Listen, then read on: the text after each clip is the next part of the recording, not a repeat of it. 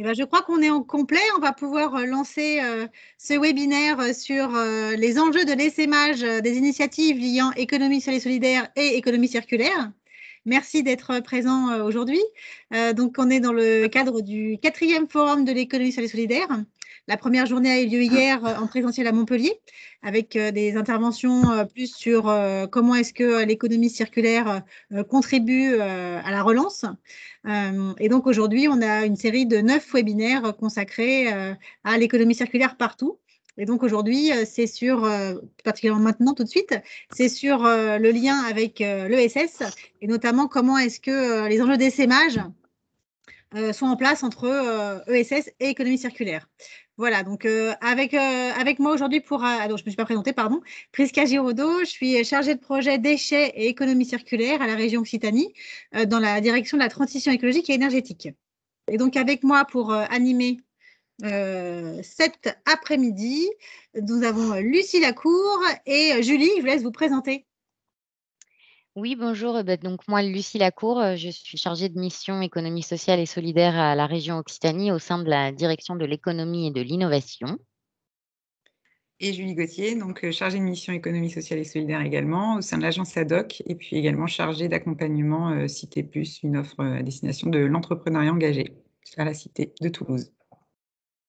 Merci. Alors, avant de laisser la parole à nos intervenants, juste un petit rappel des règles du jeu des webinaires auxquels maintenant on est un peu rompu, mais on préfère quand même les rappeler. Donc, merci de bien vouloir couper votre micro quand vous n'intervenez pas, également couper votre caméra si vous ne présentez pas. Poser des questions par écrit dans le chat, mais vous pouvez aussi lever la main pour intervenir à l'oral si vous le souhaitez, faire des propositions constructives, et puis dans les règles de l'intelligence collective, écouter avec attention, parler avec intention, être bienveillant, se faire confiance et respecter le cadre. Voilà. Merci d'avance. Donc, on va commencer tout de suite par la première intervention faite par Charline. Je vous laisse prendre la main, vous présenter et puis faire votre intervention. Merci. Bonjour à tout le monde, merci beaucoup pour cette introduction et pour l'invitation. Charline Martin-Ramelli, je suis chargée de mission consolidation et changement d'échelle à l'AVIS. Donc l'AVIS qui est une association d'intérêt général qui a pour but de développer l'économie sociale et solidaire en France, donc contribuer à développer l'écosystème. Et pour ça, on a plusieurs métiers. Je ne sais pas si vous avez ajouté les slides, Prisca, dans la présentation. Ouais, super, merci beaucoup. Donc voilà, ce qu'on fait, c'est on fait beaucoup de choses, mais en gros, on se positionne sur toutes les étapes de vie d'une organisation, de la création, consolidation, changement d'échelle, évaluation d'impact, et puis en transverse, structuration des territoires sur ces sujets-là. Et donc, on a différents métiers. Un métier d'animer et de valoriser des communautés, voilà, sur différents sujets. On a une communauté des fabriques à initiative, communauté des incubateurs dédiés du coup à l'accélération et à l'émergence d'organisations. On a un métier de développer des programmes d'accompagnement dont je vous parlerai spécifiquement, par exemple, sur PINS.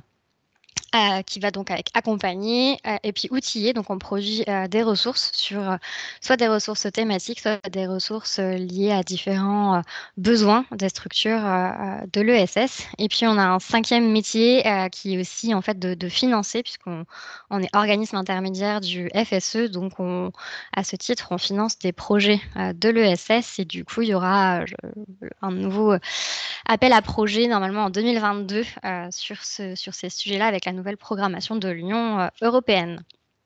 Et donc, je vous le disais, on outille, et c'est pour ça qu'on nous a proposé d'intervenir aujourd'hui pour vous présenter un peu un guide qui s'appelle Stratégie pour changer d'échelle. Voilà, merci beaucoup. Donc, avec une nouvelle édition qui a été publiée en début d'année 2021, qui est à télécharger sur avis.org.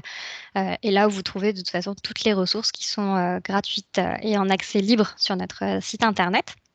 Ce guide qui se divise en 3 parties. Une première qui est vraiment définition et compréhension du changement d'échelle. Qu'est-ce qu'on entend par changement d'échelle?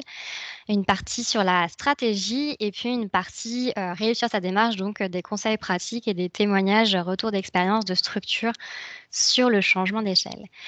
Et donc un petit focus voilà, sur le type d'infos que vous pouvez trouver dans ce guide. Là, c'est un tableau de présentation des 6, si on veut aller plus loin, stratégies de changement d'échelle qu'on a identifiées et ce qu'on détaille dans le guide voilà, sur les avantages, les inconvénients de chacune de ces stratégies.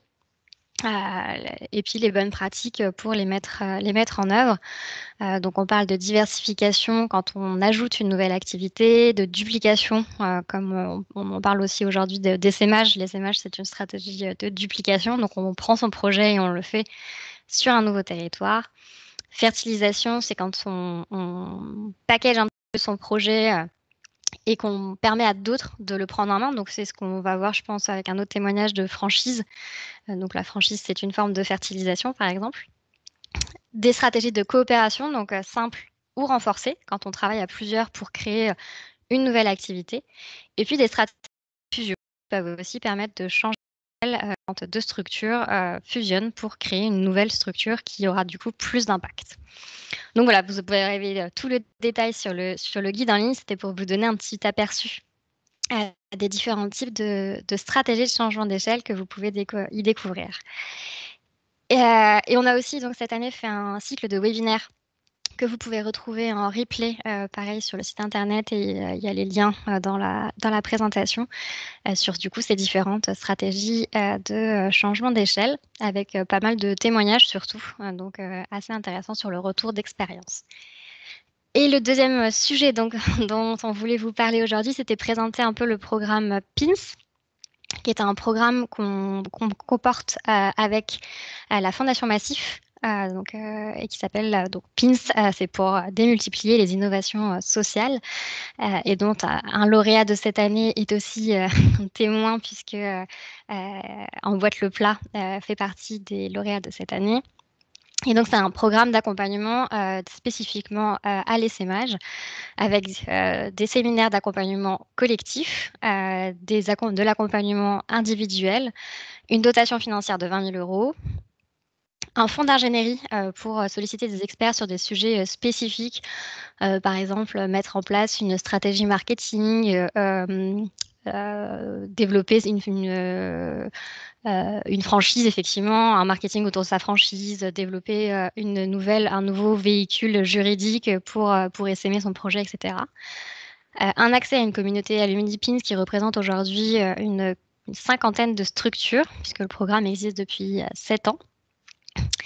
Et enfin, un dispositif de transfert de savoir-faire, donc du transfert de pair à pair entre entrepreneurs pour grandir tous ensemble. Donc voilà, j'ai un peu fait le tour très rapidement. J'ai essayé d'être succincte, mais n'hésitez pas si vous avez des questions, j'y répondrai avec plaisir. Merci. Oui, l'idée, c'est de susciter les questions, la curiosité, pour que les intervenants puissent poser les questions sur les sujets qui les intéressent plus particulièrement. Donc, n'hésitez pas à prendre la parole. Est-ce que quelqu'un veut se lancer sur une première question ?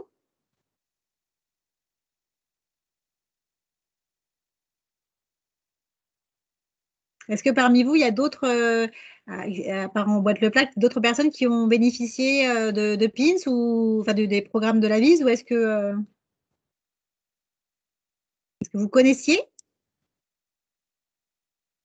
Et justement, moi, j'avais une question. Est-ce que vous pouvez préciser quelles sont les entreprises qui peuvent bénéficier de ce programme? Est-ce que c'est des entreprises de l'économie sociale et solidaire uniquement ou non? Voilà, est-ce que ça s'adresse à toutes les entreprises? Et comment finalement elles peuvent bénéficier de ce programme? Est-ce que ça fonctionne avec un appel à projet? Oui, complètement. PINS spécifiquement est dédié aux associations, parce que à cause du format juridique de la Fondation Massif, qui ne peut pas financer des structures hors mécénat.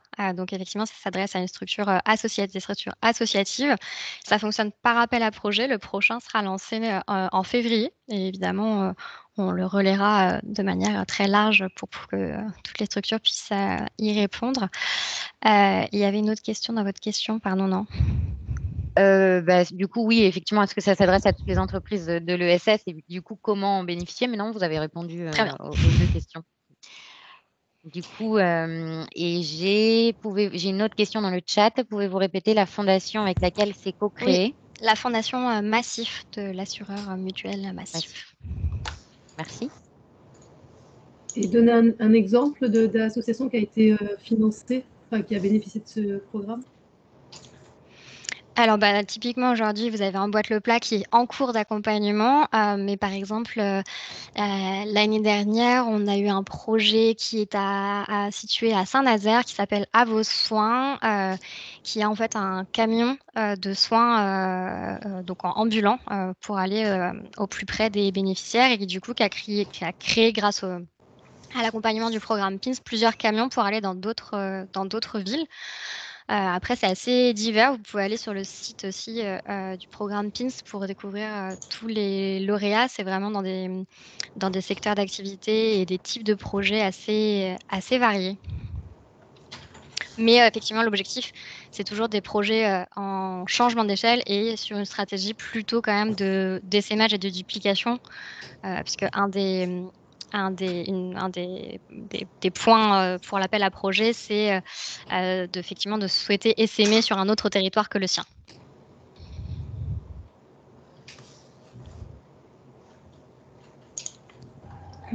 Moi, j'avais une question concernant l'appel à projet de l'année prochaine. Est-ce qu'il vise à accompagner combien de personnes?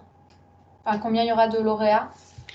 Alors, chaque année, c'est entre 6 et 8 structures qui sont accompagnées. Donc, ça dépend effectivement de l'appel à projet. Il y a une petite fourchette, une marge de manœuvre, parce que l'objectif, c'est aussi de rester suffisamment petit pour avoir la possibilité d'accompagner tout le monde, notamment sur les séminaires collectifs. Quand on est, voilà, cette année, il y a 8 structures. Si tout le monde vient à 2, ça fait déjà 16 personnes, voilà, pour faire des échanges de bonnes pratiques, etc. Ça nous paraît être un peu la limite. Très bien, merci. Alors, dans les thématiques... Pardon. Pardon. Oui. J'ai une question. Vous dites que le programme est essentiellement destiné aux associations. Est-ce que du coup, ça veut dire que vous accompagnez aussi pour du coup changer de structure juridique, enfin accompagner la stratégie d'essaimage et de duplication pour du coup faire muter le statut juridique de la structure? Nous, on ne va pas accompagner dans le cadre du programme PINS directement sur ce sujet-là. En revanche, le DLA, qui est animé au niveau national aussi par la VIS, mais qui est au niveau local par d'autres acteurs, je pense est tout indiqué pour répondre à ce genre de questionnement. Ok, merci.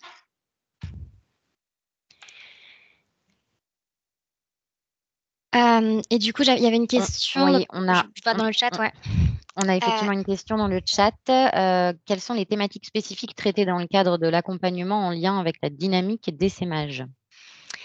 Tout à fait. Alors effectivement, le programme, pas forcément détaillé, mais donc ça surtout sur l'accompagnement collectif, parce qu'en fait, l'accompagnement individuel, il suit un peu l'accompagnement collectif, mais il colle aux besoins de la structure, donc il est moins généralisable d'une certaine manière, puisqu'à chaque nouvelle structure, il y aura une nouvelle typologie d'accompagnement individuel un peu. Mais sur l'accompagnement collectif, on va aborder des sujets comme déjà revenir sur un peu les bases, sa vision, son ambition.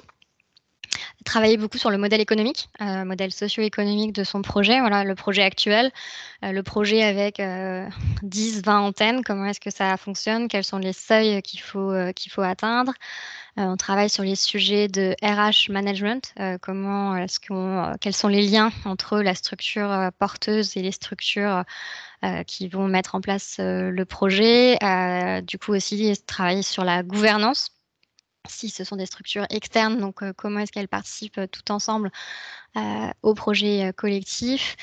Et ensuite, travailler aussi sur des sujets plus au cas par cas, sur du marketing, de la collecte de fonds, du juridique aussi. En fait, le programme, on le remodèle un petit peu chaque année en fonction aussi des besoins des lauréats, puisque chaque année, la promotion est différente, a des besoins un peu différents. Donc, il y a un peu des impondérables qui sont effectivement ceux que je viens de vous citer. Et puis, on essaie d'apporter voilà, des réponses aux besoins explicités des lauréats, ce qu'on est aussi du coup plus capable de faire quand on est 6-8 lauréats, que ce qui est plus compliqué quand on en a 20.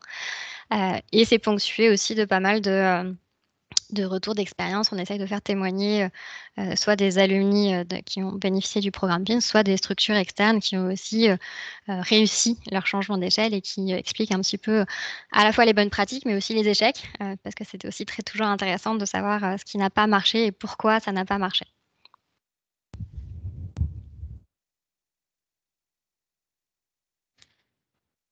Merci beaucoup. Est-ce qu'il y a d'autres questions ou d'autres demandes de précision à Charline? Moi, j'ai peut-être une... pardon, c'est Lucie, j'allume ma caméra. J'ai peut-être une dernière question pour rebondir sur ce que vous disiez. Quelles sont du coup les principales difficultés qui sont rencontrées par les entreprises pour réaliser un changement d'échelle? Est-ce qu'il y a des freins particuliers du coup à lever? Alors, il y en a de nombreux, effectivement. Je dirais qu'un des plus difficiles, c'est celui du RH, parce que c'est celui qui a le plus qui est le plus difficile à visualiser à long terme. C'est-à-dire que le RH, c'est de l'humain en plus. Donc voilà, c'est difficile d'avoir une stratégie et de se coller à une stratégie. Mais en tout cas, c'est souvent une vraie problématique parce que quand on passe d'une petite, entre guillemets, structure qui a quelques salariés et puis qu'on grandit, en fait, il y a un effet de seuil qui est quand même parfois compliqué à gérer et qui pose des nouvelles questions auxquelles on ne s'était pas posé, et notamment lorsque on a un dirigeant fondateur, par exemple. C'est une vraie difficulté de réussir à déléguer, à passer la main aussi sur certains sujets et du coup de voir un peu son bébé grandir. C'est à la fois, je pense, très enthousiasmant et en même temps très effrayant. Et du coup, il y a effectivement des risques à ce moment-là. Ensuite, dans les difficultés, il y a bien sûr le financement. Voilà, le modèle économique qui va autour du changement d'échelle, c'est un risque pour une structure. Passer d'un budget de fois 2, voilà, ça a des conséquences aussi pour son projet. Et puis ensuite, de positionnement. Voilà, souvent pour des projets qui ont un ancrage très fort localement. Aller s'implanter dans un autre territoire, ça peut demander plus ou moins d'adaptation et du coup de positionnement qui est parfois long à mettre en œuvre. Merci. Merci beaucoup. Je pense que Salomé va pouvoir nous apporter son éclairage sur justement comment elle a vécu, elle, ce changement d'échelle. Oui, tout à fait. Bonjour. Donc, je suis Salomé, la cofondatrice du Drive to New. Je rejoins tout à fait ce que vient de dire Charline sur les problématiques majeures. Elles sont tout à fait pertinentes et effectivement très connectées aussi à ce que nous, on a pu vivre sur le terrain. Donc, le Drive to New, c'est un supermarché en drive zéro déchet. Voilà, donc pour peut-être présenter assez rapidement le projet, en fait, c'est un projet qu'on a monté en 2018, donc avec Pierre, qui est mon mari et qui est cofondateur, qui a pour vocation de démocratiser et rendre plus accessible la consommation zéro déchet, parce qu'on trouve qu'aujourd'hui, c'est quand même une expérience qui est assez compliquée du point de vue du client et sur laquelle, à part dans les centres-villes, on a encore très peu d'offres. Donc, le Drive to New, ça fonctionne très simplement. Donc, c'est un site internet sur lequel on peut faire l'intégralité de ses courses, que ce soit de l'alimentaire sec ou frais, des produits cosmétiques, des produits ménagers. Et sauf que chez nous, tout est contenu dans des contenants réutilisables, donc dans des bocaux en verre et des sacs en toile. Les clients peuvent choisir le jour et l'heure à laquelle ils souhaitent venir récupérer leur commande. Donc, comme dans la grande distribution chez Auchan Drive ou Chrono Drive, c'est prêt sous 1 heure. Et quand ils viennent chercher leurs produits, ils peuvent nous ramener les contenants de la fois précédente que nous, on s'occupe de laver et de remettre dans le circuit. L'idée, c'est que ce soit vraiment entièrement circulaire et zéro déchet. Donc, on rajoute à ça, on dit drive zéro déchet et 100% responsable, parce qu'on choisit nos produits selon des critères très spécifiques. Donc, le premier, c'est bien entendu que les producteurs acceptent de rentrer dans cette démarche zéro déchet avec nous. Le deuxième, c'est l'aspect local des produits. Nous, on s'engage à ce qu'à minima 60% des produits qu'on propose viennent d'un périmètre de moins de 100 km autour du Drive tout nu. Donc ça pose aussi des questions quand on essaime sur d'autres territoires. C'est aussi un challenge que de respecter ça. Et puis, le troisième critère, c'est la qualité des produits. Donc, nous, on s'engage à ce que les produits qui sont proposés soient soit bio, soit assimilés bio. Donc, on est capable de se détacher des labels bio parce qu'on a des ingénieurs agro dans l'équipe qui s'occupent de se déplacer sur les exploitations et de voir quel soin a été porté ou non aux produits. Donc, selon des chartes techniques qu'on transmet également du coup à nos franchisés, on a une sélection très particulière et très qualitative des produits qu'on propose. Donc, l'aventure du Drive tout nu, c'est une aventure qu'on a commencée avec le parcours entrepreneur de Ticket for Change en 2017, qu'on a fait pendant 6 mois, suite à quoi on a fait une phase de test en 2018 qui a très bien fonctionné. On s'est dit, on va ouvrir le premier vrai Drive tout nu à Toulouse, au nord de Toulouse. Et du coup, c'est une aventure qui a fonctionné un petit peu plus rapidement, on va dire, un petit peu plus fort, plus vite que ce qu'on avait espéré qu'elle fonctionne. Mais c'est des bons problèmes à avoir quand vous lancez une société. Donc voilà, on a très vite été amené, suite à la visibilité presse dont on avait bénéficié, à faire grandir notre équipe. Et en parallèle de ça, il y avait à l'époque une vidéo brute qui était sortie sur les réseaux sociaux qui avait fait plus de 15 millions de vues, et suite à laquelle des milliers de porteurs de projets en France nous ont contactés pour nous dire « mais c'est super, c'est chouette votre projet, on aimerait bien pouvoir le répliquer nous aussi dans notre région. Comment faire ?»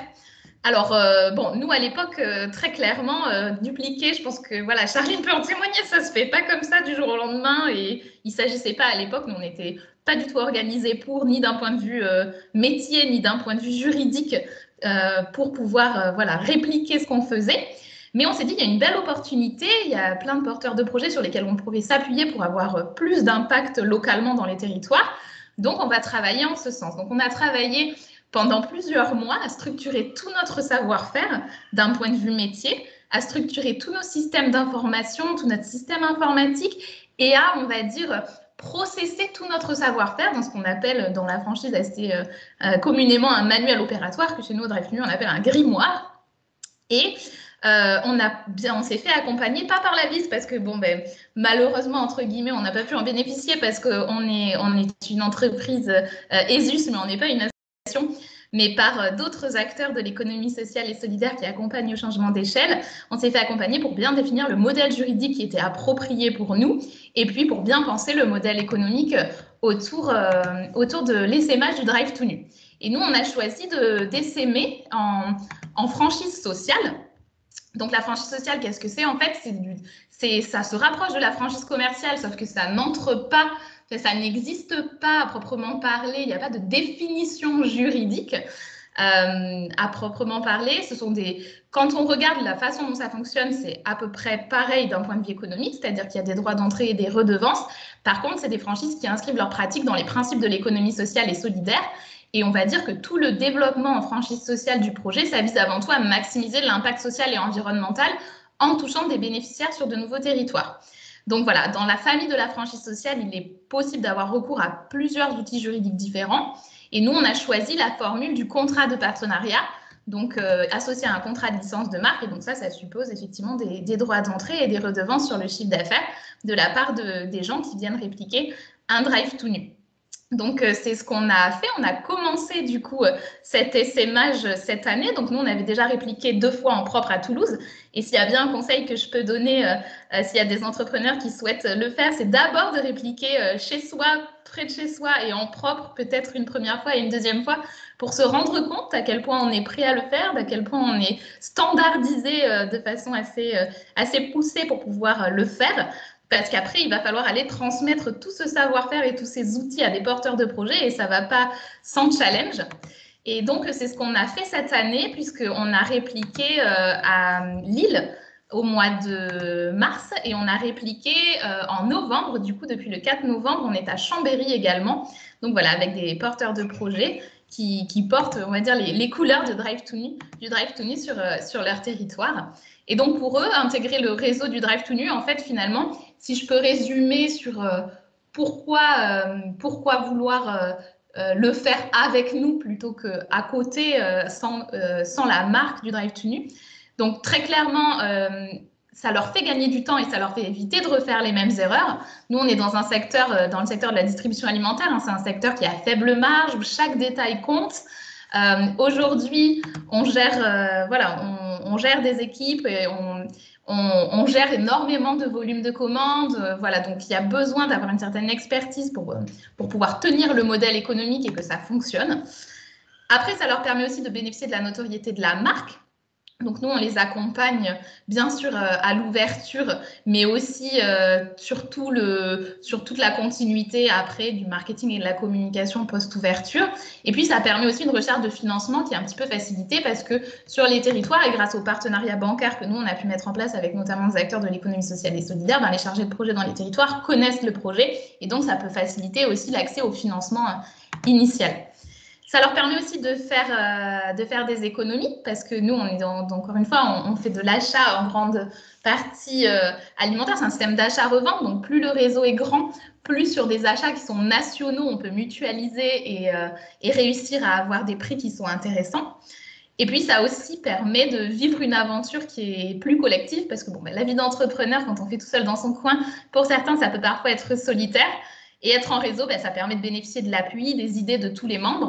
Et là, le côté chouette de la franchise sociale, c'est qu'elle permet ça aussi dans son modèle de gouvernance, parce que nous, dans la façon dont on l'a conçu, les porteurs de projets donnent aussi une partie de leur temps au Drive Tout Nu, au réseau, pour pouvoir faire monter en compétences, en qualité, en idées, le réseau au global. Donc, c'est vraiment un modèle qui est très chouette et qui est un petit peu moins descendant, on va dire, que la franchise classique, où vous avez une transmission très verticale, finalement, de savoir-faire et d'informations du franchisé, du franchiseur au franchisé.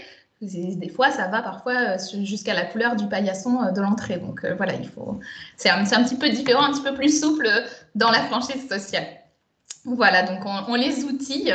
À la fois sur les aspects de sourcing, à la fois sur les aspects informatiques, à la fois sur les aspects opérations et métiers, très métiers, parce qu'on est un métier de logisticien aussi beaucoup à travers la préparation de commandes. Et puis après, sur tous les aspects administratifs, RH, légal, parce que monter sa société, c'est quand même à chaque fois pour eux tout un projet qui souvent, dans notre cadre, chez les porteurs de projets qu'on a, est un nouveau projet de vie. Un changement de vie, donc le fait de pouvoir être accompagné, ça peut aussi les rassurer en ce sens. Voilà, mais j'ai essayé d'être succincte le plus possible, mais je pense que s'il y a des questions, ce sera peut-être plus vivant et plus intéressant de pouvoir y répondre directement.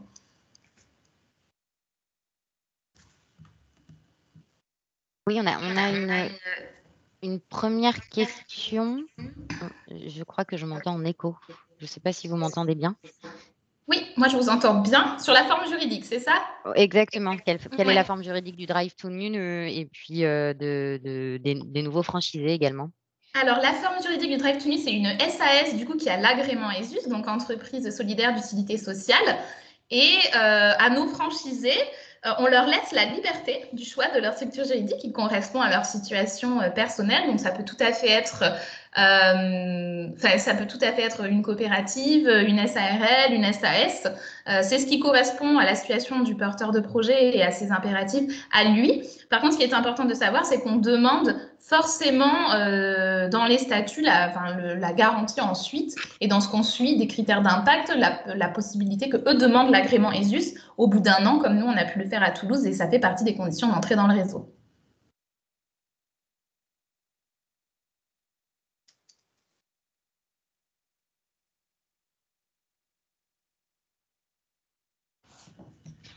Est-ce qu'il y a d'autres questions sur l'intervention de Salomé? Oui. Alors, je vois des mains levées. N'hésitez pas à ouvrir votre caméra et à intervenir. Donc, on a Anna Potar-Macondo de Macondo. Oui. Bonjour. Alors, ma question, elle porte justement sur le pourcentage du coup, que les franchisés doivent vous reverser. Ça équivaut à peu près à combien? Et la seconde question, c'est que vous avez évoqué le fait que les franchisés devaient participer du coup à la structuration des futurs franchisés. Et donc, en fait, est-ce qu'il y a une structure qui a été créée intermédiaire dans laquelle il y a voilà, une intervention, ou est-ce que du coup, eux, c'est de manière un peu pratique qu'eux vont intervenir et c'est juste du temps de partage? Voilà, j'ai dit. Alors, au niveau du modèle économique, donc nous, ça fonctionne avec un droit d'entrée qui s'élève à 15 000 € et un pourcentage sur le chiffre d'affaires qui est de 5%. Donc, ce sont des choses qui sont standards, en fait, qui ont été benchmarkées par rapport à ce qui existe dans le secteur du zéro déchet et de la distribution alimentaire. C'est ce qui assure en fait la pérennité, nous, de l'équipe centrale et le soutien qu'on peut apporter aux franchisés derrière. Et après, en termes d'implication des porteurs de projets sur le réseau global, alors il n'y a pas de structure particulière qui a été créée. Nous, au niveau du Drive to New, on a créé une société de développement parce que la société en propre, le Drive to New SAS, a les magasins toulousains. Et à côté de ça, ça fait partie des choses sur lesquelles on s'est fait accompagner. On a créé une société de développement. Très souvent, quand on se met à franchiser, quand on se met à essaimer, c'est une autre société qui s'en occupe juridiquement. Mais par contre, sur le fait que les franchisés eux-mêmes s'impliquent, ça se fait essentiellement de façon informelle, à travers des temps d'échange, à travers du retour d'expérience, voilà, à travers les outils qu'on a pu mettre en place, mais il n'y a pas de structure juridique qui est dédiée à ça. Merci Salomé. On a une autre question de Juliette Roulet. Est-ce que vous pouvez activer votre caméra et poser votre question? Oui, alors en fait, vous voyez mon ordinateur. Pardon. Non, moi, je voulais juste que vous m'en disiez un petit peu plus, nous en disiez un peu plus sur la franchise sociale, parce que ça me... en quoi ça un petit peu les grandes différences avec la franchise commerciale. J'ai compris la notion de plus de transversalité, mais concrètement, souvent vous en avez dit un peu, mais ça allait un peu vite, donc voilà. Ouais. Alors, si c'est sur la franchise sociale, en fait, donc c'est un modèle qui se rapproche quand même beaucoup de la franchise traditionnelle, mais sous le modèle de la franchise sociale, vous pouvez avoir tout un tas de modèles juridiques différents. C'est-à-dire, vous pouvez avoir des contrats de franchise classiques, vous pouvez avoir des contrats de partenariat, vous pouvez avoir des choses plus simples que ça. Donc, il n'y a pas que le fonctionnement comme nous.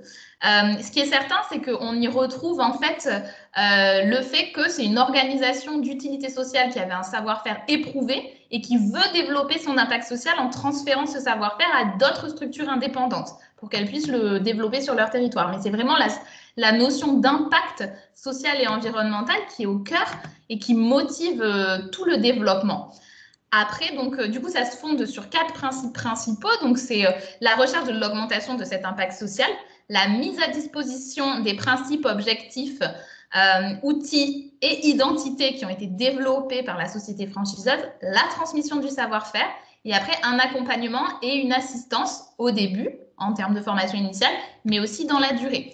Si c'est un sujet qui vous intéresse un peu plus en profondeur, nous, on s'est fait accompagner par une société qui s'appelle Scale Changer pour définir le modèle économique et juridique de l'essaimage social du Drive to New. Et ils ont écrit un ouvrage qui s'appelle Les cahiers de la franchise sociale et qui est très fourni, en fait, et qui donne tout un tas qui fournit des définitions et qui, en plus, donne tout un tas d'exemples sur d'autres sociétés qui ont pu développer ça, sachant que voilà, ça ne se fait pas forcément que sous le format d'un contrat de franchise, mais ça peut se faire avec des licences, ça peut se faire sous la forme d'une fédération, ça peut se faire sous la forme d'un réseau. Il y a plein de formes juridiques qui peuvent servir cet essaimage-là.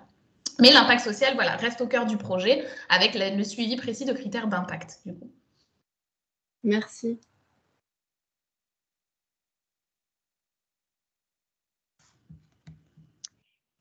Merci beaucoup. Je ne vois pas d'autres questions pour l'instant. On enchaîne peut-être avec l'intervention suivante. Merci beaucoup, Salomé. Merci.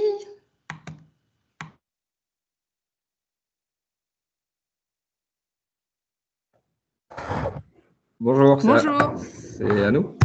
Oui. Allez-y, on vous écoute. Alors, on voit personne du coup là. On a un réseau qui n'est pas très fort, mais ça va peut-être venir. On a la caméra qui est allumée en tout cas.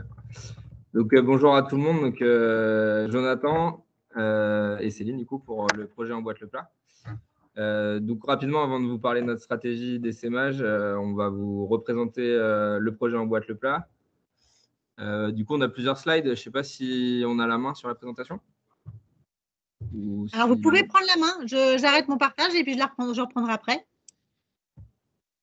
Ah, d'accord. On va chercher la présentation. Parce que du coup, je ne l'avais pas reçu, votre support. Ah bah si, vendredi soir. On va la mettre sur l'ordi, c'est pas grave. Ah, bah, j'ai reçu que l'image. On va la mettre sur l'ordi. Désolée. Pas de souci. Merci. Tac, on partage l'écran.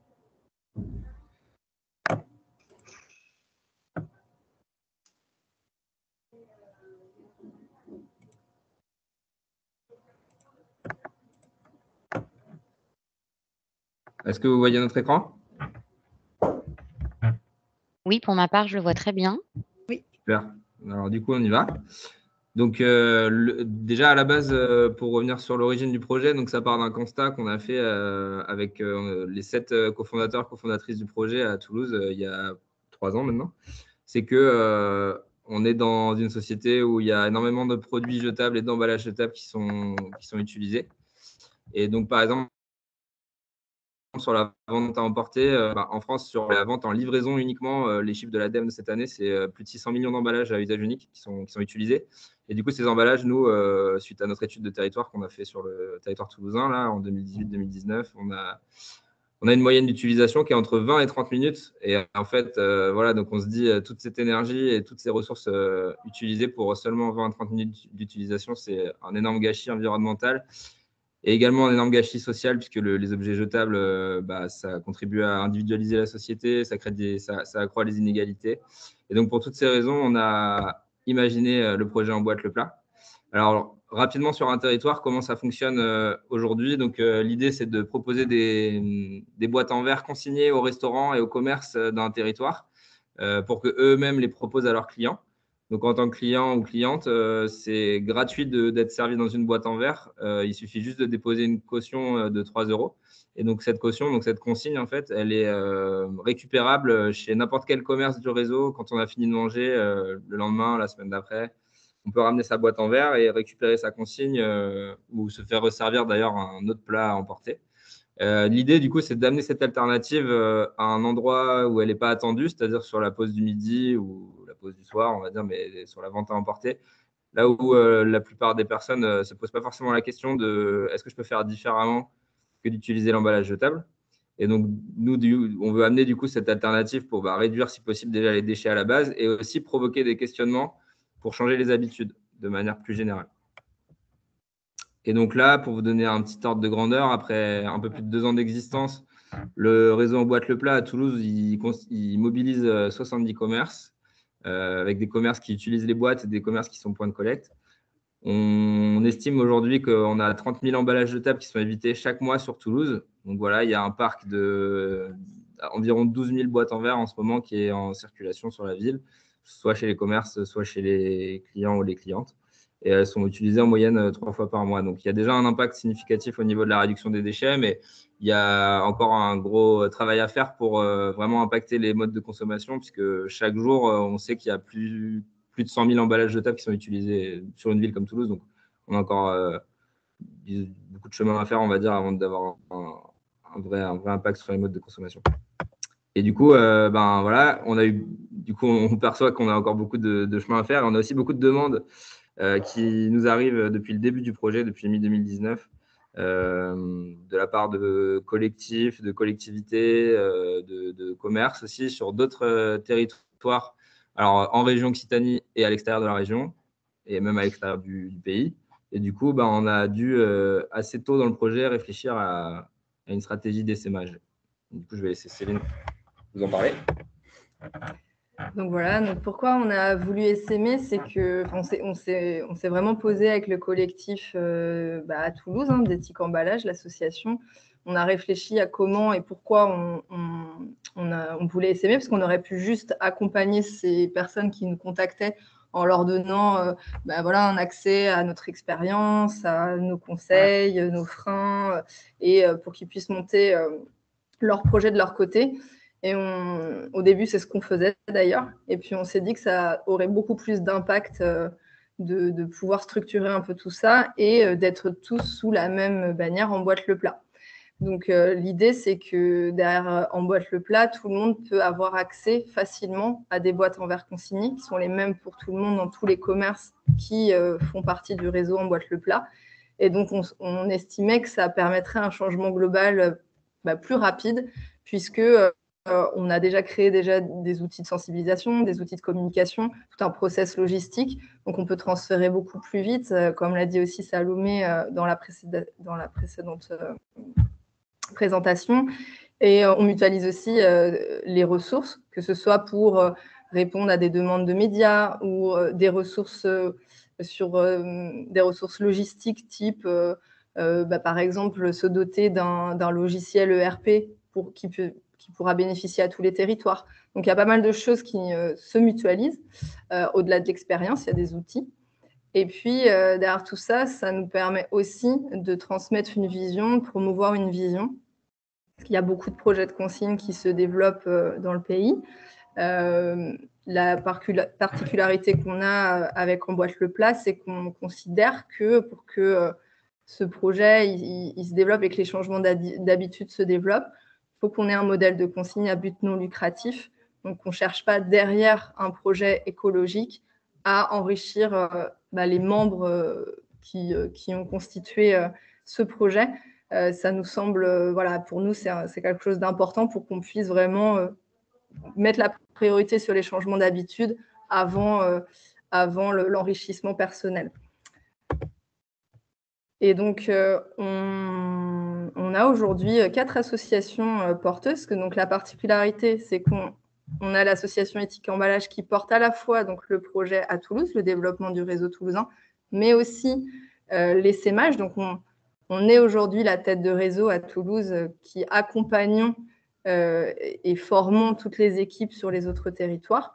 Et les équipes qui sont sur place, on leur propose de créer une association locale pour vraiment créer aussi son réseau d'acteurs locaux et puis être indépendante. On signe une convention d'essaimage entre Éthique Emballage et chacune des associations.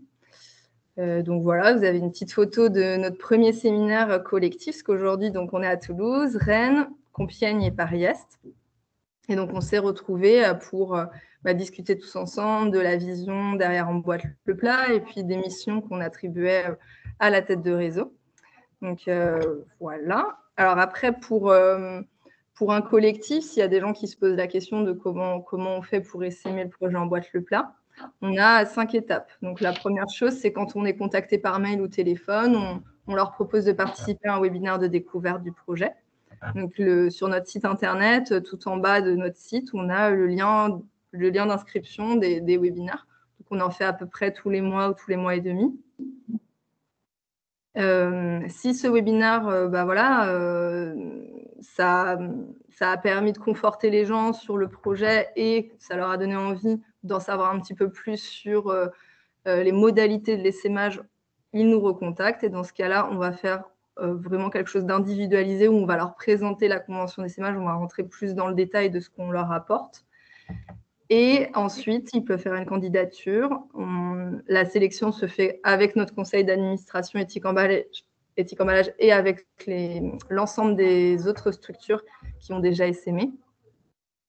Et puis ensuite, si le projet est sélectionné, le collectif est sélectionné, on passe dans la phase 1, c'est-à-dire qu'on va les accompagner à expérimenter Emboîte le Plat sur un territoire. Ça va se composer de faire une étude de territoire, collecter des fonds et expérimenter sur le terrain. Et puis ensuite, déploiement à long terme, c'est ce qui se passe aujourd'hui avec Rennes et Toulouse, bien sûr. Donc, les prérequis pour notre parcours d'essaimage, en tout cas pour un collectif, bien sûr, on leur demande d'adhérer à la vision du projet, puisque derrière, on porte tous la même vision, de se structurer en association. Et ça, par rapport à ce qu'on a dit tout à l'heure, c'est que c'est important pour nous d'avoir cette visée d'intérêt général. Et comme ça demande beaucoup de temps de monter un projet, on fait attention aussi à ce que ce soit des gens qui ont quand même du temps, parce que ça met forcément plusieurs mois, voire une année, avant de pouvoir se salarier sur un projet comme celui-là. Donc, c'est quand même un engagement important. Et puis, comme on est maintenant plusieurs territoires et qu'on a cette tête de réseau Emboîte le Plat France, on leur demande de s'engager dans cette dynamique, c'est-à-dire de contribuer aux outils, de contribuer avec la vision, de contribuer à participer à tous ces temps d'échange, de rencontres, de partage d'expériences. Bon, là, ça rentre vraiment dans le détail, mais ça, c'est ce qu'on propose aux collectifs qu'on accompagne. Donc, 10 à 15 blocs de formation. Donc là, on va sur tous les points du projet dont ils vont avoir besoin pendant la première phase, donc les 9 mois. On fait un point individuel chaque semaine. Et ensuite, on leur fournit tous les outils de communication. Ils ont accès à tous ces outils-là. Donc, ça veut dire la charte graphique, tous les visuels qu'on a déjà créés, que ce soit pour les commerces, pour les réseaux sociaux.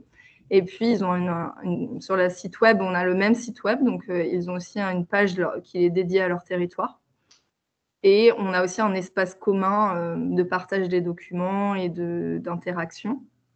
Voilà, on a les outils de gestion logistique et commerciale. Puis, on leur envoie pour expérimenter. Donc, ils n'ont pas besoin d'avancer l'argent ou de collecter les fonds en amont pour pouvoir expérimenter. On leur envoie tout pour qu'ils puissent le faire. Et ils ont cette phase des 9 mois à 1 an, en tout cas, pour commencer à lever des fonds, qui permettra à la fois de payer la contribution d'accompagnement, donc c'est les 5 000 € qu'on leur demande, et aussi de commencer à avoir les fonds nécessaires pour pouvoir se déployer et acheter du matériel pour la suite. Voilà, merci beaucoup. Et puis, je vais... on peut répondre aux questions, donc je vais enlever le partage.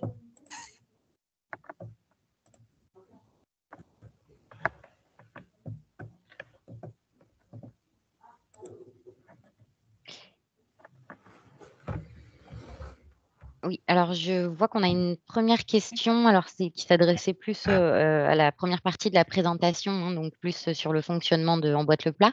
Est-ce que c'est le restaurateur qui paye la location? Voilà. Alors aujourd'hui, sur un territoire, on a un modèle économique qui veut s'appuyer sur tous les acteurs qui sont impliqués dans le sujet. Donc en effet, les commerces qui payent un abonnement à l'association pour bénéficier des boîtes en verre et des réapprovisionnements et du fait d'être intégrés dans le réseau. Voilà. Après, on s'appuie aussi sur des subventions publiques, sur du mécénat, des adhésions et des dons. Merci beaucoup.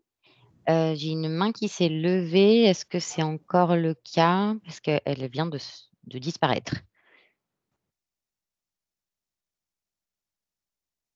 Je n'ai pas l'impression qu'il y a d'autres questions. Ok. Ah, on a une question de Sabrina Marquis. Oui, je ne sais pas si vous m'entendez. On vous entend bien. Très bien. Bon, très bien. Du coup, dans la mesure où vous êtes sur un statut associatif, je voulais savoir quel était votre statut à Céline et à toi. On est salarié de l'association. D'accord. Et vous faites partie des membres fondateurs de l'association à la base? À la base, oui. Ouais. Mais on n'est plus dans le conseil d'administration puisque justement on a la gestion des intéressés. Donc aujourd'hui, notre conseil d'administration est composé d'habitants et de restauratrices plutôt. D'accord, ok. Merci. Merci. Et moi, j'avais peut-être une question donc plus sur votre stratégie d'essaimage pour le coup. Du coup, si j'ai compris, toute la phase d'accompagnement à l'essaimage, elle est analysée, hein, donc vous en occupez. Est-ce que vous faites intervenir d'autres acteurs des territoires concernés dans l'accompagnement à l'implantation de la structure? Oui, c'est une bonne question. En fait, on incite forcément les collectifs qui souhaitent rejoindre l'essaimage et avec qui on sent que ça va démarrer à se rapprocher des incubateurs sociaux qui existent sur leur territoire. Donc voilà, là, les 3 collectifs qu'on accompagne, ils sont tous et toutes plus ou moins, enfin en tout cas, ils sont incubés dans des incubateurs sociaux, les Parisiens aussi. Ouais.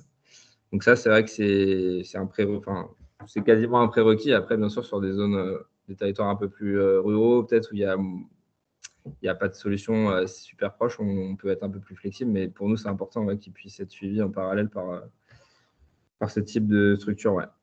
Suivi par l'écosystème effectivement local aussi, quoi. D'accord, merci beaucoup. Avec plaisir. Alors, on n'a plus le temps pour d'autres questions, je suis désolée, mais je pense que du coup, on va enchaîner sur la prochaine intervention. Ok, merci. Merci à vous.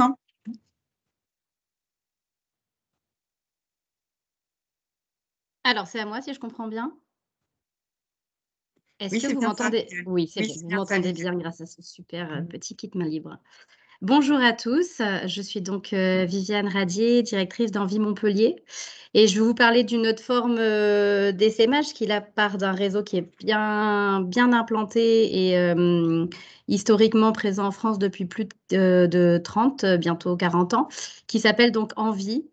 Qui est aujourd'hui installé dans plus de 50 villes. Vous avez ici la cartographie, pas tout à fait à jour, puisque on va pouvoir bientôt ajouter le petit rond sur la ville de Montpellier, puisque nous sommes actuellement en train de développer le nouveau site à Montpellier, qui ouvrira les portes d'ici une quinzaine de jours.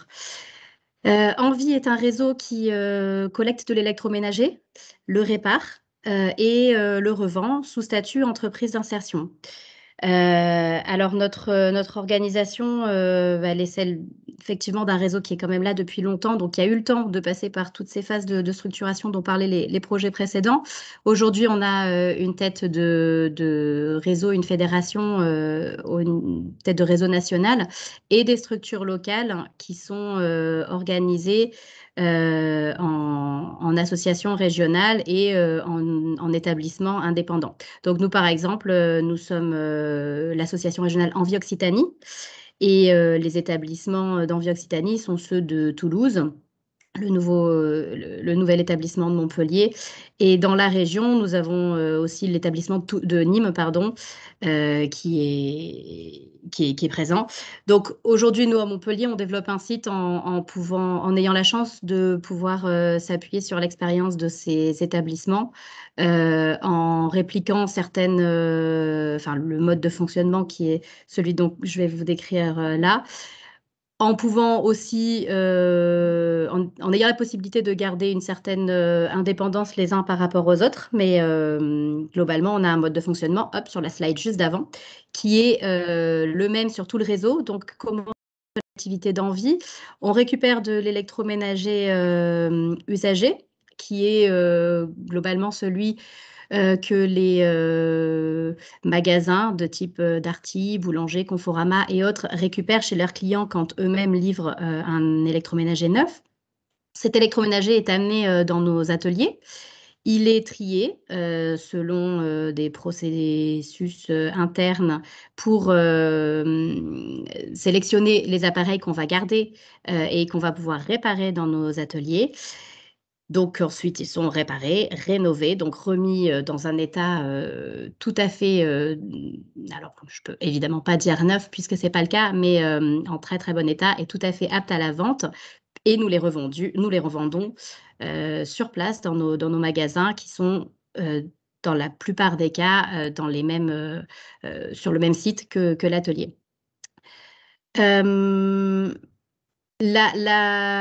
L'organisation de cette collecte, elle se fait, disons que nous travaillons avec un éco-organisme qui s'appelle Écosystème, qui est éco-organisme de la filière des D3E, les déchets d'équipement électriques et électroniques.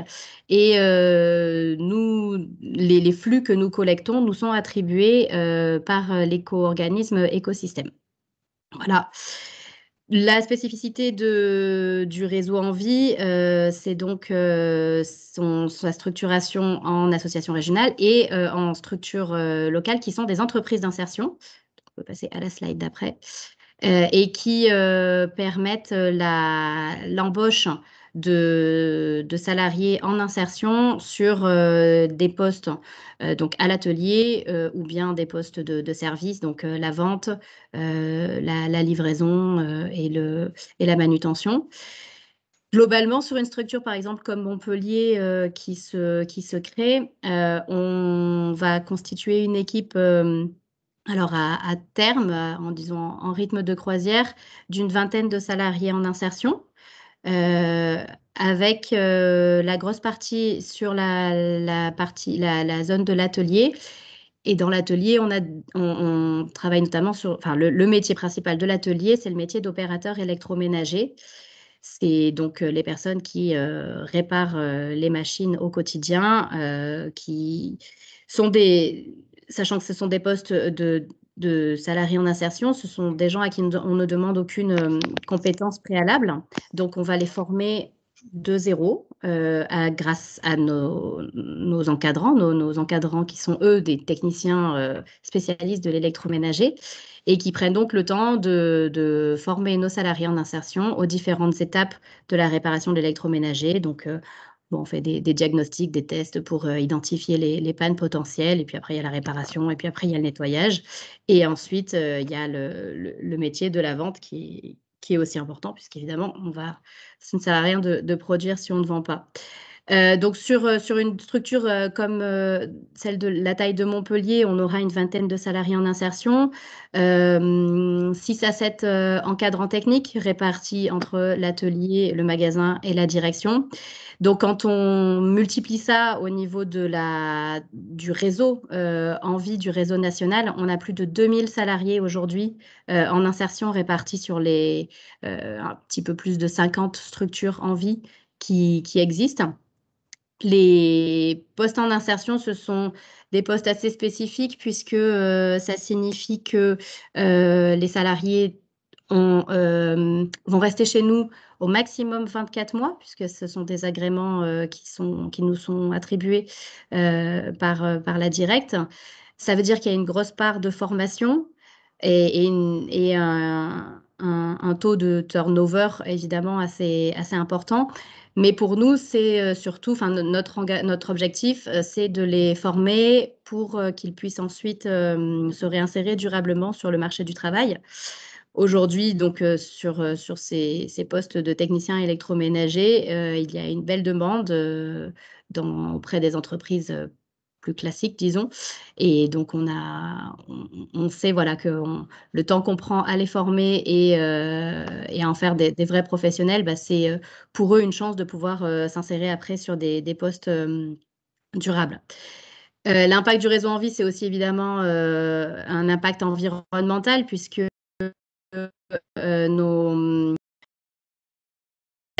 des déchets, d'extraire ce qui est à la base un déchet et de le réemployer et de le renvoyer du coup dans le secteur marchand. Donc, vous avez ici les chiffres du réseau Envie qui sont assez impressionnants. Évidemment, à Montpellier, on est sur une plus petite échelle, mais on va quand même collecter environ 1000 tonnes de déchets par an. Duquel on essaiera et on fera tout ce qu'on peut pour en réemployer environ 15%. Donc, c'est les objectifs national du réseau Envie, c'est un taux de réemploi de 15% sur la base de nos collectes de déchets. Le reste des machines continue sa vie dans le circuit du recyclage derrière nous. Et enfin, l'impact économique du réseau Envie, c'est évidemment qu'on est donc des structures, des entreprises d'insertion dont le modèle économique est aujourd'hui éprouvé et qui est stable. C'est aujourd'hui, demain en 2022, il y a une dizaine de structures qui vont ouvrir en France, dont Montpellier fait partie. C'est la preuve que l'essaimage du réseau fonctionne. Ça vient aussi évidemment en miroir d'une évolution, déjà évolution de la consommation, de la demande des consommateurs qui de plus en plus se tournent vers des appareils des appareils électroniques et pas que, mais des appareils reconditionnés, réemployés. Et on est aussi évidemment poussé par des évolutions législatives avec la mise en place notamment de la loi AGEC qui pousse à aller vers le réemploi. Voilà, donc il y avait une petite question teasing au tout départ qui était un peu quel est le lien entre vous, Antoine, et la pompe de vidange défectueuse. Donc j'espère que vous avez tous la bonne réponse. Évidemment, c'est Envie, puisque Envie répare. Alors Envie, à travers Antoine, qui est salarié en insertion chez Envie, répare votre pompe de vidange défectueuse. Et vous, derrière, vous pouvez à nouveau vous servir de votre lave-vaisselle et tout le monde est heureux. Voilà, je vous ai fait en, je ne sais pas combien de temps j'ai pris, j'espère que je n'ai pas pris trop de temps. Une petite présentation assez synthétique et s'il y a des questions, je serais ravie d'y répondre. Merci Viviane. Merci. N'hésitez pas à poser vos questions dans le chat. Pour l'instant, je n'en vois pas.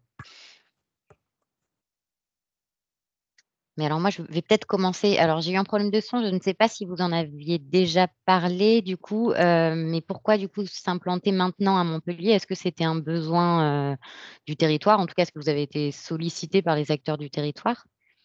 Oui, il y avait clairement un vide à Montpellier. On a fait une petite étude de marché avant de lancer le projet.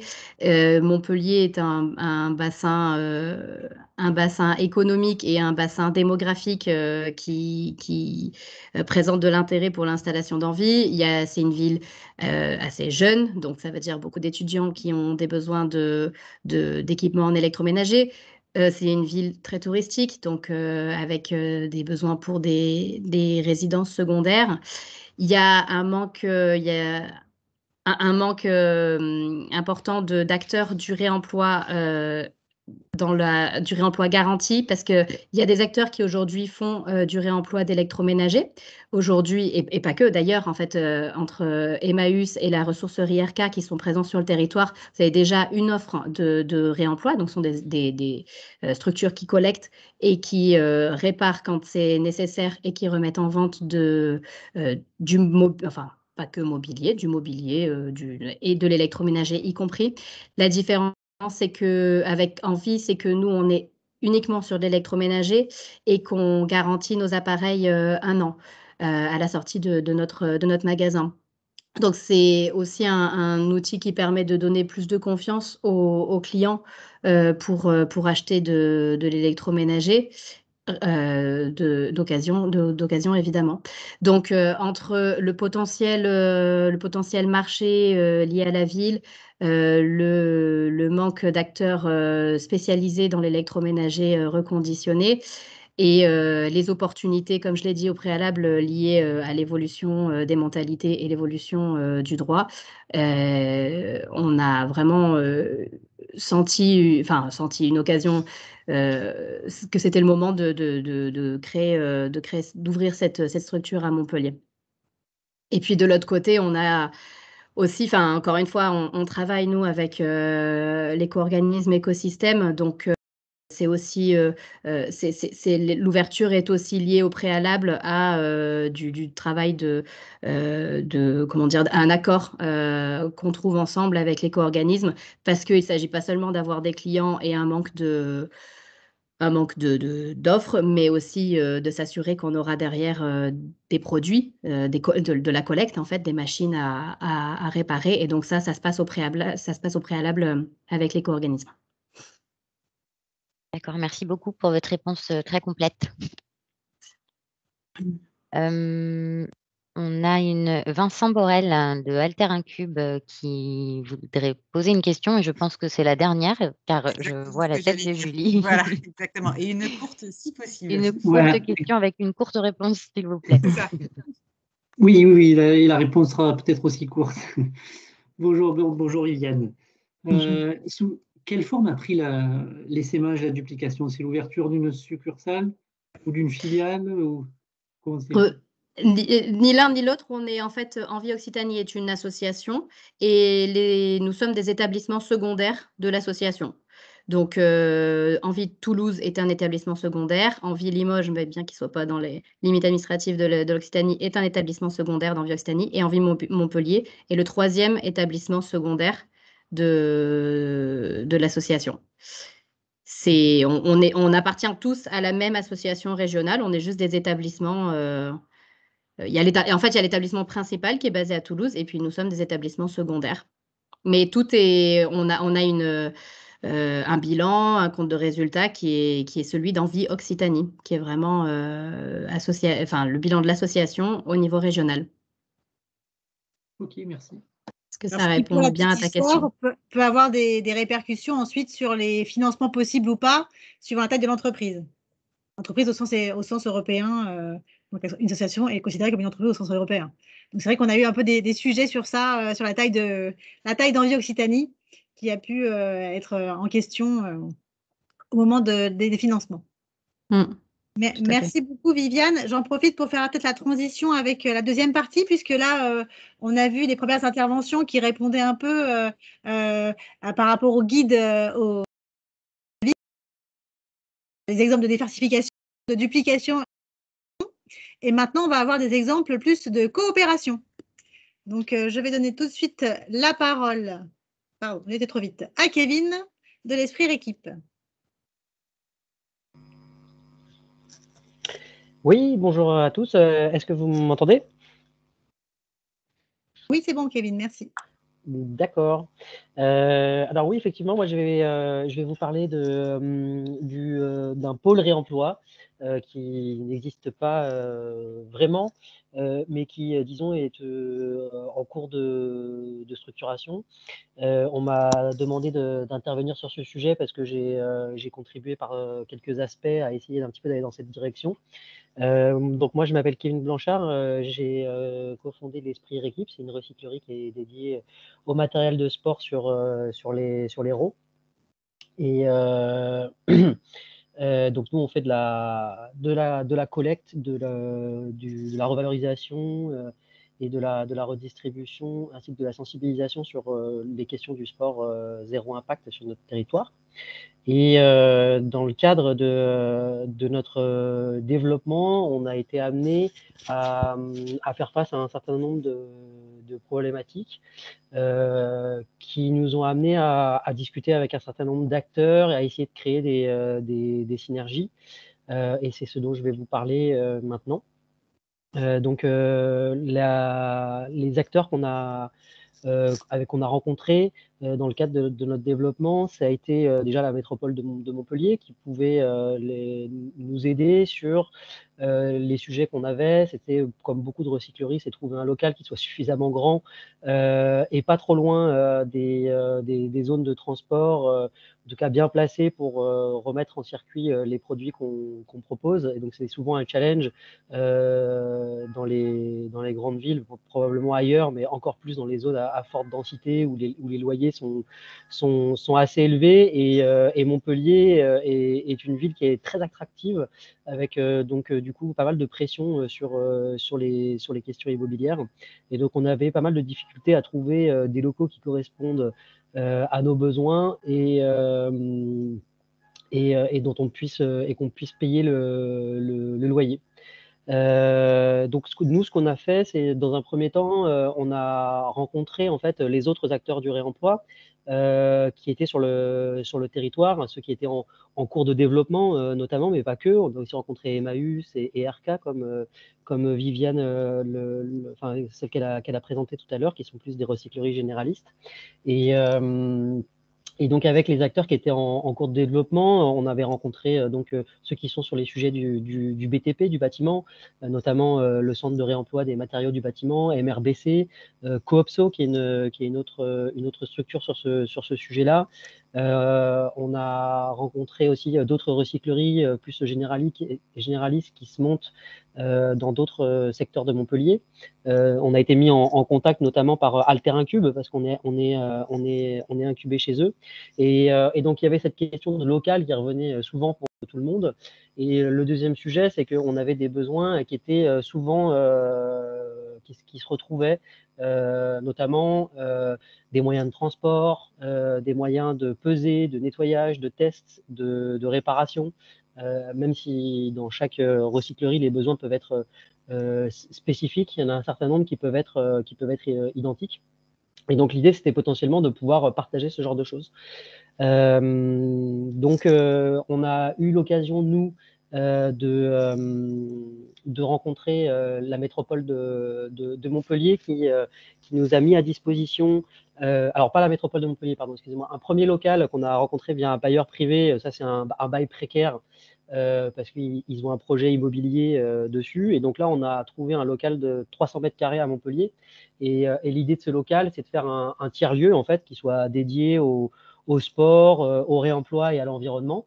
Donc, du coup, sur Montpellier, et à l'intérieur duquel il y a effectivement les activités de la recyclerie, donc la capacité de stockage, réparation et la boutique de l'Esprit Récup, mais aussi un espace tiers-lieu qui est ouvert aux acteurs montpelliérains qui sont impliqués dans l'un de ces trois sujets que j'ai évoqués tout à l'heure et qui partagent nos valeurs, notamment autour de l'économie sociale et solidaire. Donc nous, on est une association d'intérêt général. Et donc voilà, cet espace de coworking, il est ouvert. Il y a Loupit, qui est une société montpelliéraine qui propose de mettre des contenants à disposition des restaurateurs sur la métropole qui s'est installée chez nous. Il y a Montpellier Zéro Déchet aussi qui est venu faire des réunions ici. Et puis, ce lieu, c'est aussi un lieu d'événement parce que nous, si vous voulez, on n'est pas simplement, on cherche pas simplement à faire du réemploi, on est vraiment mobilisé sur la question du sport en transition, du sport zéro impact. Et donc, remettre dans le circuit des objets qu'on a détournés du rebut, c'est l'un des aspects. L'autre aspect, c'est d'allonger la durée de vie des produits, c'est de réduire les fréquences d'achat, c'est de montrer que l'occasion, ça peut avoir du sens et que ça peut être du matériel de qualité.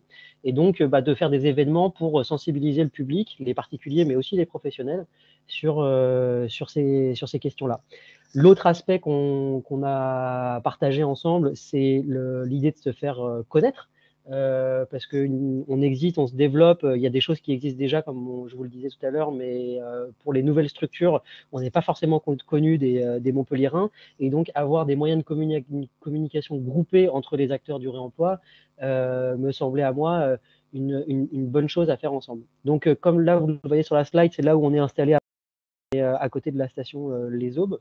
Et la petite photo que vous voyez à droite, c'est une table ronde qu'on a organisée dans le cadre de la semaine européenne de la réduction des déchets avec les acteurs du réemploi montpelliérain pour présenter aux Montpelliérains et aux Montpelliéraines les solutions de réemploi qui sont existantes ou en cours de développement sur la métropole. La deuxième chose, c'est un bâtiment qui nous a été mis à disposition par la métropole de Montpellier avec donc l'Esprit Récup, mais aussi MRBC, l'acteur du réemploi du bâtiment, où là, dans l'est de Montpellier, on va se partager un espace qui n'est pas accessible au public, là, pour le coup, mais dans lequel on va pouvoir faire les activités de stockage et de réparation qui sont nécessaires au développement de notre activité. Donc, si je résume, on a trois choses qui nous lient. C'est la question des outils en commun qu'on peut utiliser de manière partagée, le fait d'avoir des locaux qu'on puisse partager aussi pour faire face au surcoût de charge, et en tout cas dans un premier temps pour nous aider à nous lancer, parce qu'après on peut vite limiter, et puis le fait de se faire connaître sur la métropole. Et donc jusqu'ici, c'est du développement qui s'est fait, on va dire bon an, mal an, hein, c'est des opportunités qui se sont présentées. Il n'y a pas une volonté structurée d'avoir un pôle des acteurs du réemploi sur Montpellier, mais pourquoi pas la créer. Et donc, c'est des choses dont on pourra discuter avec les différents acteurs dans les mois, années à venir. Pourquoi pas être un peu plus actif sur la question de la sensibilisation commune. On avait émis des idées, par exemple, qui sont au stade complètement préliminaire, mais qui est pourquoi pas de proposer des chèques du réemploi, un petit peu comme les chèques cadeaux, mais uniquement pour les acteurs du réemploi montpelliérain. Et puis, pourquoi pas après avoir une zone, comme il existe déjà dans d'autres villes, de village du réemploi, où les personnes qui viennent trouvent dans un même endroit la recyclerie, en tout cas du réemploi du BTP, de l'électroménager, du textile, du sport, etc. Et donc ça, c'est des sujets qui pourront être mis sur la table dans les mois à venir. Voilà. Merci Kevin. Bon, le temps passe vite. On va avoir le temps, mais pour une ou deux petites questions rapides avant d'enchaîner sur la dernière intervention. S'il y en a, je vois que Vincent Borel a toujours la main levée, mais c'est peut-être un oubli ou une nouvelle question. Non, c'est un oubli. D'accord, ça marche. Est-ce qu'il y a d'autres questions? Enfin, est-ce qu'il y a des questions? Tout court. Tout court. Bon, peut-être pas pour l'instant. N'hésitez pas à les ajouter dans le chat, même si c'était pour tout à l'heure. Et puis, peut-être qu'on peut passer à l'intervention suivante. Alors, j'en profite s'il n'y a pas de questions pour dire, peut-être que pour ceux que ça intéresse, les sujets que j'ai présentés sur ces sujets, il y a la slide avec mes coordonnées. Si vous avez des suggestions, des envies, des besoins, n'hésitez pas à me contacter pour voir ce qu'on pourrait mettre en place. Merci Kevin, c'est noté. Je t'invite à mettre tout ça sur le chat si ça ne te dérange pas de mettre à minima les coordonnées sur lesquelles on peut te contacter. Comme ça sera accessible. Et puis, on va peut-être passer du coup à la dernière intervention. Pardon. Et puis, comme ça, s'il y a des questions pour Kevin ou pour Macondo qu'on va avoir maintenant, et ben, on pourra finir sur ces questions-là. Est-ce que vous m'entendez? Bonjour. Oui, très bien. Allez, c'est parti.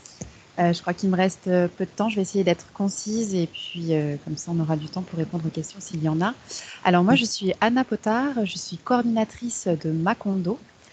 Macondo, je le définis comme un laboratoire de la transition écologique qui prend la forme d'un tiers-lieu. Et donc, dans ce tiers-lieu, on va retrouver plusieurs piliers. Et je vais faire un focus particulier sur la communauté de production puisque c'est l'objet principal du forum d'aujourd'hui. Mais donc, on a bien une communauté de production qui est composée d'acteurs économiques, que ce soit des structures type entreprise ou associatives qui travaillent sur les métiers dits techniques de la transition écologique. Et puis, comme c'est un tiers-lieu, on a aussi d'autres piliers dans cet espace. On a donc un pilier formation avec une école de la transition écologique que j'ai présentée ce matin pendant le forum. Et on a un volet culturel qui, pour le moment, n'est pas encore développé. Donc, Macondo est situé pas très loin de Montpellier, donc à quelques encablures de Montpellier, sur la commune de Montarnot. Donc, on est vraiment à la frange entre le pays Cœur d'Hérault, donc la communauté de communes Vallée de l'Hérault, et la métropole de Montpellier. On est vraiment en limitrophe. Et donc, l'objectif, c'est de mettre à disposition pour ces acteurs des espaces de travail, de mutualiser des machines-outils, de pouvoir les accompagner sur des postes supports, des métiers supports, avec comme objectif final et comme constat préalable, on va dire, que pour les acteurs de la transition écologique, ils avaient des problématiques liées au foncier, donc des difficultés pour trouver des espaces de travail, des problématiques liées à l'isolement, et notamment pour les jeunes structures qui ont besoin d'espace, qui ont besoin d'expertise, et qui se retrouvaient seuls au fond d'une zone d'activité, déjà s'ils avaient la possibilité ou au fond de leur garage.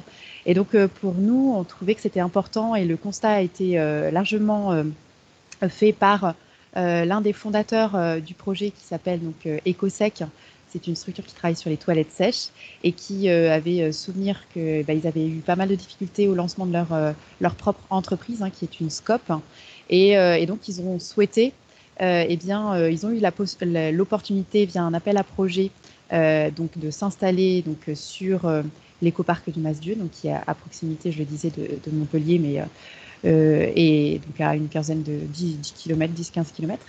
Et donc d'ouvrir cet espace pour en faire bénéficier à d'autres acteurs qui sont soit dans une logique de développement, de changement d'échelle, soit dans une logique de création, et avec pour particularité que comme on est dans un espace à la fois où il y a des espaces fermés, mais aussi des espaces extérieurs, et bien que ça puisse être vraiment un lieu d'innovation, on va dire technique et organisationnelle. Donc, je le disais tout à l'heure, alors je ne sais pas si je l'ai dit d'ailleurs, on est donc une société coopérative d'intérêt collectif, une SIC, et l'idée c'est que, eh bien, on soit dans une logique de partage.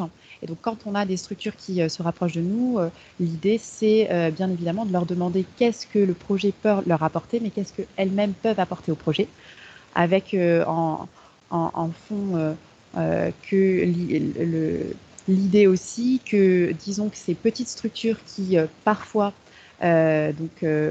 interviennent sur des projets, on va dire, majeurs, mais qui peuvent être, on va dire, un peu des cautions ou des faire-valoir pour des gros projets, puissent travailler sur des prototypages, puissent travailler sur une amélioration de leur production et voire travailler ensemble, c'est-à-dire entre différents métiers, pour répondre collectivement sur des chantiers d'envergure et faire en sorte que voilà, qu'on soit dans des solutions de transition écologique.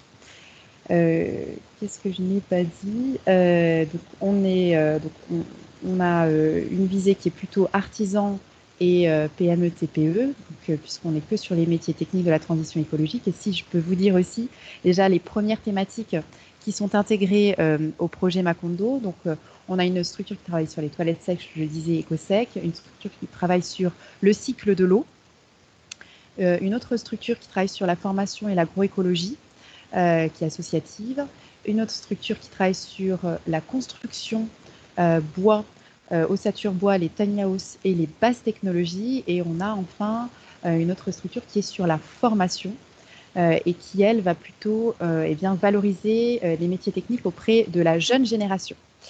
Je fais juste un tout petit focus donc sur le réemploi. Et là, moi, je vais être plutôt axée sur le réemploi du bâtiment. Donc l'esprit équipe en a parlé tout à l'heure. Donc nous, sur Macondo, on est en phase d'aménagement. Donc on a déjà les premiers occupants qui sont installés. Mais donc on finit les ateliers et les espaces où on va accueillir donc les structures économiques. Et donc, ce qu'on a comme grand principe, on se les applique à nous-mêmes. C'est déjà une première étape. Et donc, l'objectif, c'était d'aménager les espaces en s'appuyant sur la filière de réemploi et en faisant en sorte que Macondo puisse être un espace vitrine pour la filière réemploi auprès, on va dire, des acteurs de la filière, hein, qu'ils soient artisans, mais aussi les maîtres d'œuvre, voire même la maîtrise d'ouvrage. Voilà, donc ça c'est le premier focus que je voulais faire. Et le deuxième, pour ceux qui n'étaient pas là ce matin à la conférence, et qui concerne donc l'école de lettres, l'école de la transition écologique, que l'on accueille aussi au sein de Macondo. L'idée c'est de promouvoir auprès de jeunes qui sont éloignés de l'emploi, éloignés de la formation, de promouvoir les métiers d'avenir qui sont les métiers de la transition écologique et plutôt les métiers techniques de la transition écologique, donc l'agroécologie, le réemploi, la construction bois, la métallerie, enfin voilà, toutes ces choses-là qui nous tiennent à cœur. Et donc c'est un espace qui a vu le jour début 2021 et qui est en plein développement. Donc j'ai brossé dans les grandes lignes la présentation de Macondo et je me tiens à votre disposition si vous avez des questions particulières. Je vous remercie.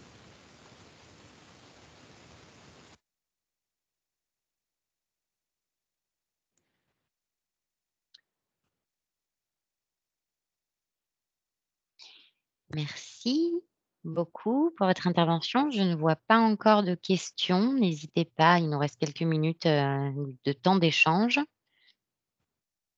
Je me suis permise, Anna, de mettre le lien vers la petite vidéo YouTube, qui est sur YouTube. Parfait, super.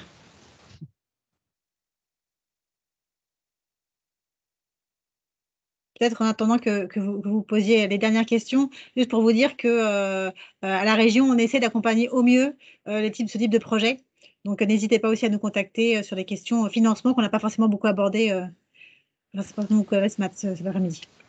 Alors, c'est vrai que je ne l'ai pas du tout abordé dans ma présentation, mais sur la partie innovation liée au réemploi, on a été fortement soutenu par la région et par l'ADEME. Et sur la partie formation, donc là, c'est l'école de lettres, qui est aussi fortement soutenue par la région, puisque c'est une approche très particulière, c'est une méthodologie du faire, et qui vise un public qui aujourd'hui n'est pas du tout...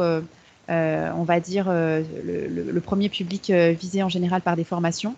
Et c'est vrai que j'en ai pas parlé, et comme on parle d'économie circulaire, tout à l'heure, on a fait le lien justement entre les différentes structures qui sont implantées à Macondo.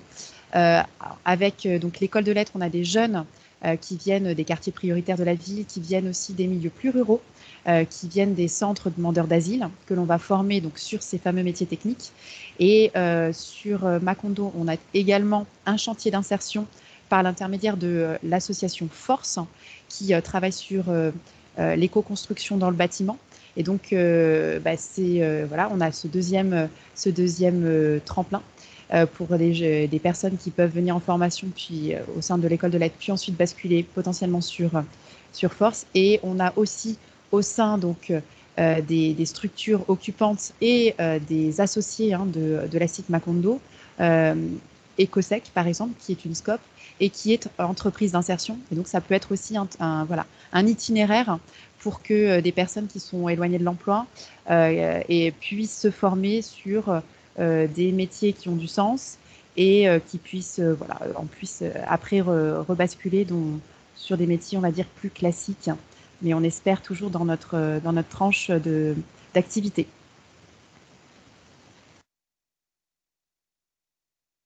Merci pour ces précisions. Alors, on n'a pas de questions, mais une remarque de Céline Lapère qui félicite le projet, super projet. On est aussi sur le secteur de la vallée de l'Hérault. Je prendrai contact avec vous, Céline Éphémère. Super, mais avec grand plaisir. Et alors, je ne l'ai pas dit pendant la présentation, mais à Macondo, on organise donc, tous les vendredis midi. Alors là, il commence à faire froid, mais si vous êtes motivé et dès qu'il y a un rayon de soleil, c'est hyper agréable. Des moments d'échange. Donc, on vous convie à venir nous rencontrer sur place les vendredis midi pour échanger sur tous les projets et sur tous les potentiels de partenariat et même vis-à-vis des porteurs de projets de tous les territoires. Voilà, vous êtes les bienvenus.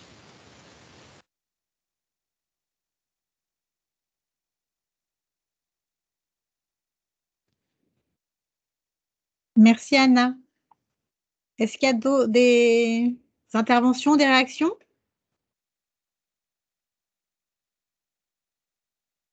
Non, on est dans le timing, on va tenir bon. Merci beaucoup. Merci à tous les intervenants et les participants. Je crois qu'on a fait à peu près le tour du scope du changement d'échelle. Il nous manque peut-être la fusion. Donc, peut-être que l'année prochaine, au prochain forum, on pourra présenter des exemples de fusion de structures, qui sait. Julie, Lucie, est-ce que vous voulez terminer et de dire un petit mot pour conclure sur votre regard, vous, qui avez plus un regard ESS, qu'est-ce que vous pensez de ces réflexions, de ces projets, de ces échanges? Il y a matière, clairement, comme on l'a vu au niveau des témoignages, il y a beaucoup de liens dans tous ces domaines-là, et puis il y a beaucoup d'initiatives. C'est un secteur qui est riche pour ça, et la preuve en est de ces nombreux témoignages. Et il y a vraiment à la fois des structures pour la partie accompagnement, des structures dynamiques de par leurs initiatives. Donc c'est un écosystème riche et c'était, moi, je trouve très intéressant au niveau du partage et puis l'interaction aussi qu'il y a pu avoir avec les participants, parce que j'ai l'impression que ça a suscité aussi pas mal d'intérêt. Donc voilà, très instructif pour ma part et je laisse Lucie conclure. Oui, je partage le point de vue de Julie, hein. C'était très intéressant tous ces projets. Et en tout cas, on sent bien l'importance d'intégrer les réseaux et de mobiliser les acteurs du territoire, hein, quand on est sur des initiatives d'essaimage, en tout cas, pour du coup justement, hein, permettre aux nouvelles structures qui s'implantent de bien s'adapter aux spécificités du territoire. Et voilà, enfin, je trouvais que les témoignages aujourd'hui étaient très intéressants et ont bien montré effectivement cette importance-là. Eh ben, merci beaucoup. J'espère que l'enregistrement marchera. Parce que maintenant, on a des petits problèmes techniques. Apparemment, ça n'a pas bien marché sur certains webinaires. Donc, j'espère que ça fonctionnera et qu'on pourra mettre le replay en ligne. Et sinon, pour ceux qui le veulent, il y a un dernier webinaire pour clôture ce forum sur le plastique qui a dû déjà commencer. Voilà. Merci beaucoup et à très bientôt. Au revoir. Au revoir. Merci à tous. Au revoir. Merci, au revoir.